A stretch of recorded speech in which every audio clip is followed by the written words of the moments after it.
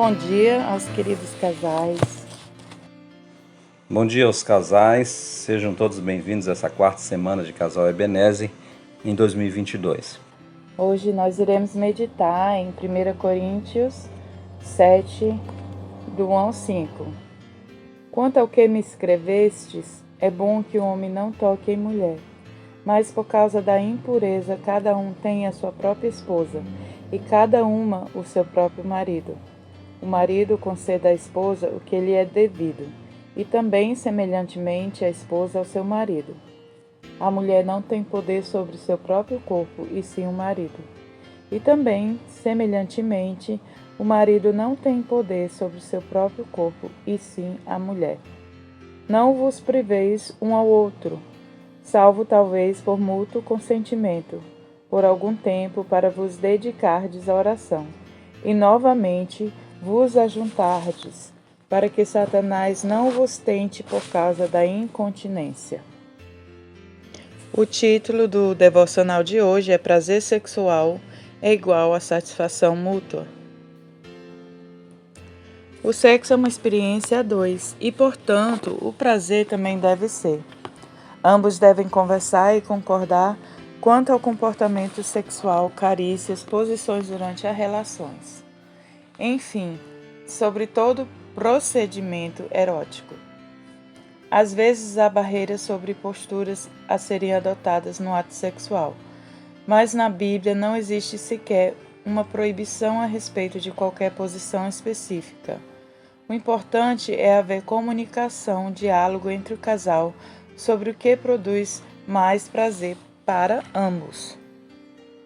Quando um cônjuge exige que o outro tenha certo tipo de comportamento, imediatamente o amor ágape não egoísta é atingido. Havendo manipulação ou chantagens para obrigar o companheiro a fazer o que não deseja, o relacionamento sofrerá danos.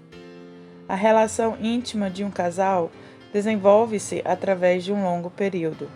É necessário tempo para se conhecer, o que varia de casal para casal. Não é possível estabelecer regras, embora ocorram semelhanças. Há quem vê a intimidade como sendo um processo rápido, usa a seguinte ilustração. Se você possui uma carteira de motorista, ainda se recorda das horas que passou treinando? Talvez a maior dificuldade esteja em coordenar a embreagem com o acelerador. Lembra-se quando o carro começou a dar trancos? Atualmente tornou-se mais fácil, não é? Você aprendeu, mas foi necessário tempo. O mesmo ocorre com o sexo, mas não é só o tempo que faz a vida sexual de um casal ser um sucesso. É necessário haver compreensão. O apóstolo Paulo, em Coríntios 7, 3 a 4, afirma que um cônjuge deve se preocupar em suprir a necessidade do outro. Portanto, se um dos dois estiver caindo de sono e considerar mais importante dormir, ao outro cabe aceitar o fato. Se, porém, for o prazer sexual, então, em ambos os casos, a maior preocupação deve ser agradar o outro.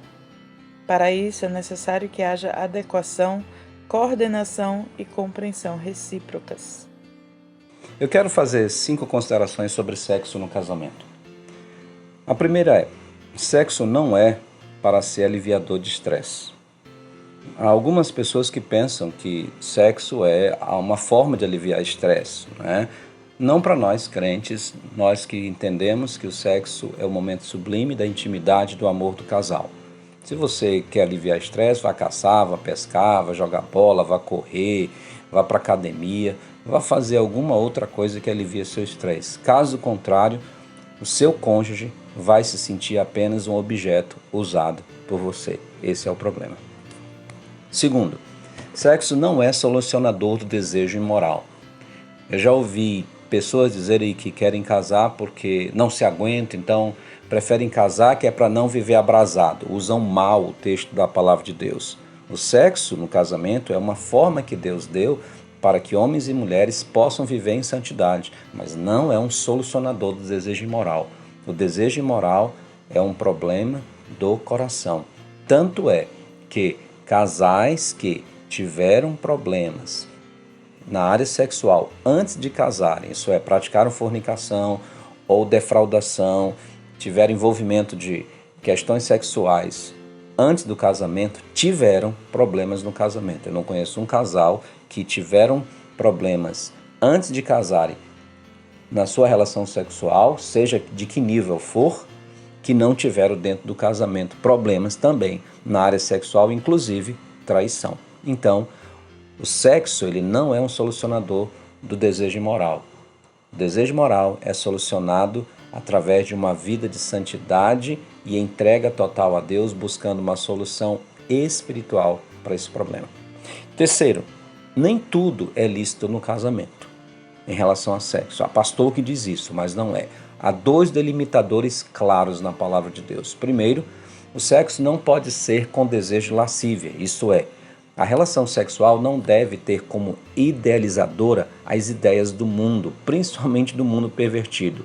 Já ouvi casos de esposas reclamando que na relação sexual seu marido ficava puxando o cabelo dela. De onde ele trouxe essa ideia? Obviamente dos filmes de moralidades sexuais ou dos contos. Esse não é o padrão da boa relação sexual. A boa relação sexual é conhecimento mútuo através dos anos de convivência. Outra regra bem clara na Bíblia é que a consciência do outro deve ser respeitada. Dificilmente os casais combinam tão bem nas suas ideias sobre relação sexual, mas quando um entende que o que está fazendo ofende a Deus, é contra os princípios da santidade de Deus, o outro deve respeitar isso, mesmo que ache que não é assim, mesmo que ache que não tem nenhum problema. A Bíblia deixa muito claro que a gente deve respeitar a consciência alheia. Quarta consideração, e aí vai um pouco para as mulheres isso aí. Não romantize em demasia, veja só, em demasia a relação sexual. Muitas mulheres entram no casamento e às vezes entram com aquelas ideias dos filmes, né? Que todas as vezes que vai ter uma relação sexual, o seu esposo vai derramar um monte de pétalas na cama, perfumar a cama, colocar vela. Isso é muito bom, deve haver. Eu tenho essa dívida aí com a dona Melanie, né? Mas é algo que deve ter no casamento, mas não deve ser idealizado ao ponto de achar que todas as vezes será assim. O cotidiano, o normal, não é assim.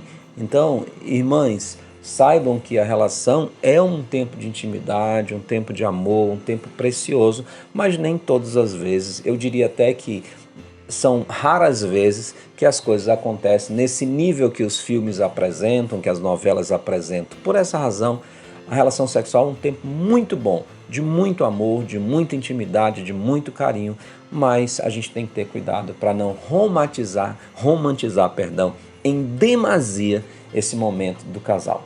Quinto e último, o sexo é um momento de amor, é um momento realmente de carinho, é um momento excelente para o casal e digamos assim, como a nossa primeira parte diz, de prazer mútuo, mas também é um ato de graça.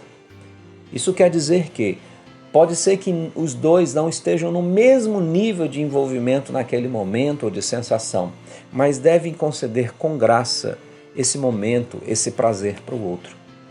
Lembro a homens e a mulheres que vocês são os únicos, isso é, falando de casados, né? Porque nós temos no nosso grupo ainda pelo menos um casal de noivos, mas lembrando que casados, você esposa, você marido, é o único que pode conceder licitamente ao outro essa parte. É você o único ou a única que pode conceder e satisfazer plenamente o seu cônjuge. Fora disso, é pecado. Por essa razão, também pense nessa parte. O ato sexual, o ato conjugal do casal é um ato de graça também. Pense nisso. Faça essas perguntas ao seu cônjuge. Existe algo que eu esteja fazendo em nossa relação que revele egoísmo? Existe algo que você gostaria que eu fizesse para torná-la mais feliz e realizada nessa área? Estou de alguma forma ofendendo você? Você está satisfeito ou satisfeita com nossa comunicação verbal no que diz respeito à vida afetiva e sexual? Tenho certeza de que, se as respostas forem sinceras, sua vida sexual terá grande melhora.